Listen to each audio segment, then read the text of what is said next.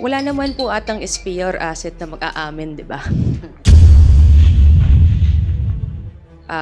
The evidence could speak for itself. Marami siyang hindi alam. Hindi siya credible as a person in her statement. But like I said, diba, simple lang, wala naman pong aamin na meron silang ginawang masama or isa silang asset or SPIA at the end of the day. Madali naman po magsabi na mahal mo yung sarili mong bansa eh. What she's claiming is contrary to what is appearing in the documents. Of course, dubious din, no?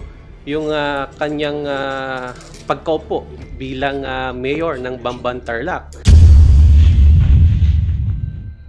So, kung hindi po siya spy or asset, baka tourist. Ano? Baka po.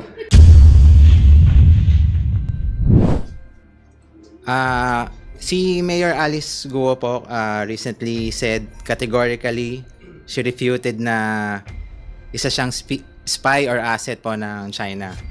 And on top of that, she said na she is Filipino and mahal po niya ang ating bansang Pilipinas. Do you find her statements believable or credible po?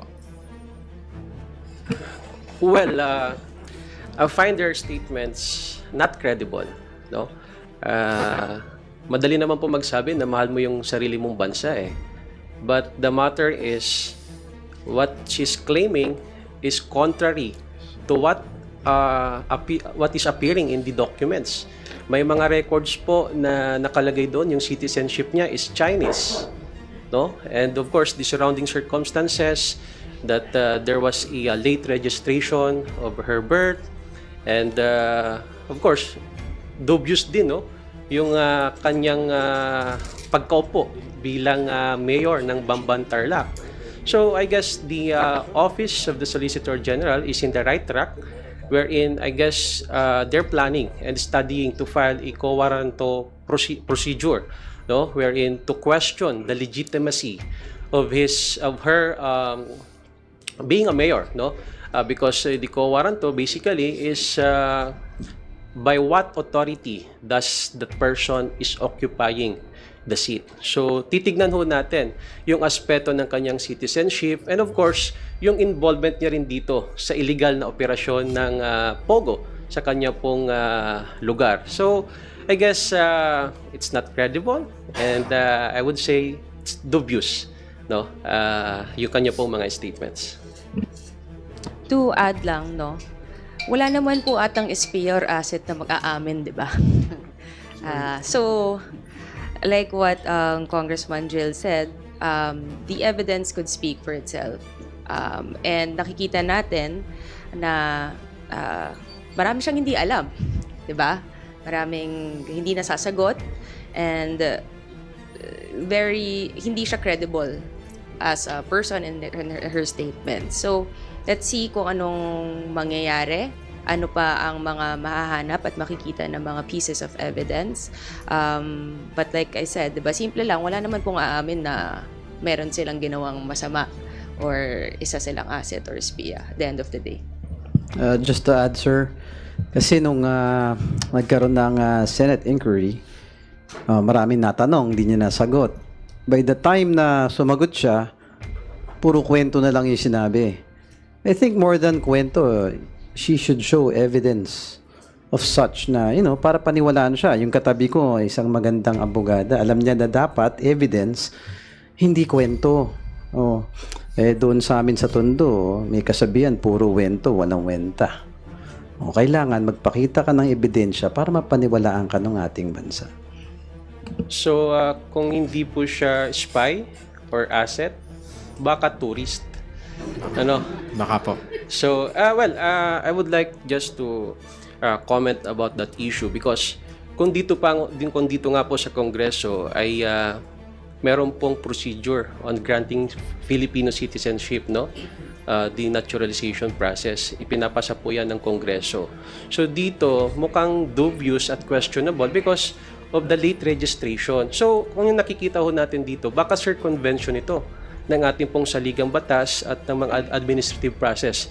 So, a foreign individual can just conveniently register her birth late, and the local civil registrar will issue a birth certificate, and that will be properly recorded in the PSA.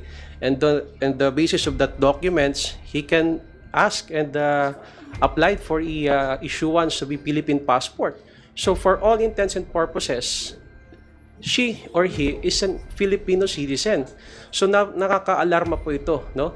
Na baka gawin itong mga modus or scheme ng ibang mga foreign individuals na gusto po na gumawa ng mga illegal activities dito sa ating bansa. Ako, dagdagan ko lang ulit yung sinabi na ating mga kasama dito. Itong si Mayor Alice Guo has been identified to be an associate of two Chinamen, no, na nahuli sa Singapore for money laundering. So malaking issue yun. So dapat talagang masilip dahil unang-una yung nagiging modus kasi ng mga Chinese ngayon na kumukuha ng Filipino citizenship, no, doon sa sinasabing late registration. Hahanap sila ng local civil registrar, karamihan dito ay sa probinsya, magpapa-issue sila ng certification that they were born in that barangay, ganitong date, at ang magtataka tayo dahil puro lahat sila late registration. Lahat sila pinanganak sa Comadrona. Wala hong pinanganak na ospital dyan. So, again, no, that's an alarming information that we should all look into. Marami na hong issue tungkol sa fake Filipino passports na nai-issue dito sa mga ito. Not fake, no? Authentic, original Filipino passports, pero spurious and dubious yung mga supporting documents that they submitted. Lalong-lalo na yung birth certificate. Lahat po yan, pinanganak, Comadrona, lahat po yan sa probinsya, lahat po yan ay late registration. So again, no, that's a cause for alarm. That's why dun sa investigation ni Congressman Paduano, isa yun sa usapin na sinisilip po natin.